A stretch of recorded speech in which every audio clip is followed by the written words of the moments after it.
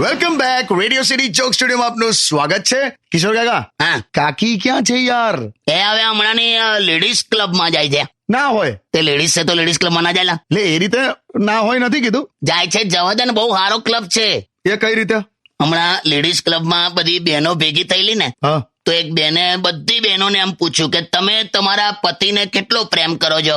તો બધાએ કીધું બહુ કરીએ છીએ, બહુ કરીએ. કે બધા કરો છો? તો કે હા હા હા.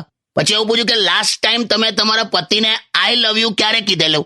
આઈ લવ યુ. હા, તો કોઈ કીધું આજે સવારે જ કીધું, કે કોઈ એવું બોલી કે ગઈકાલ રાત્રે કીધેલું, પછી કોઈ એવું બોલી કે આ બહુ વખત થયો આઈ લવ યુ કીધે. હા તો પેલા બેને એક આઈડિયા કર્યો કે ચાલો એક કામ કરીએ, બધા પોતપોતાનો મોબાઈલ કાઢો અને પોતાના પતિને SMS કરો કે આઈ લવ યુ ડાર્લિંગ. અચ્છા, આઈ લવ યુ ડાર્લિંગ લખવાનું. હા, અને પછી પતિનો જે રિપ્લાય આવે ને એ બધાની સામે વાંચવાનો. અલા બહુલા કેવા કેવા રિપ્લાય આયા હતા. કેવા? હવે બધા પાસે પહોંચ્યું ને આઈ લવ યુ ડાર્લિંગ, તો બધાના કેવા જવાબ. એક જણે લખ્યું હું થયું લી. કોકનો રિપ્લાય હતો કેટલા પૈસા જોઈએ કે. પછી કોક કે ઊંઘમાં છે. કોકે તેવું લખ્યું કે આ કોકનો મેસેજ ભૂલમાં તે મને તો નથી મોકલી દીધો ને. ઓ બાપા, એને ડાઉટ હશે. કોઈ કે લખ્યું કે લેડીઝ ક્લબમાં દારૂ બારૂ નહીં પીતી ને કે. અને એક જણનું તો માઇન્ડ બ્લોઈંગ એક જ શબ્દ પૂછ્યો. શું? કોણ પૂછ્યો?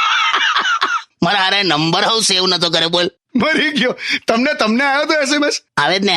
તમે શું રિપ્લાય કર્યો? એને એવું લખ્યું આઈ લવ યુ ડાર્લિંગ, એટલે મેં સીધું એટલું જ લખ્યું, મેં ચાલાણ બાલાણ નહીં કપાયું ને તારું. ખરેખર એને તો જોઈને પણ છોટા હાથીનો ચાર લાગે ને. બસ બે. સ્ટે ટ્યુન્ડ વિથ કિશોર કાકા ઓનલી ઓન રેડિયો સિટી 91.1.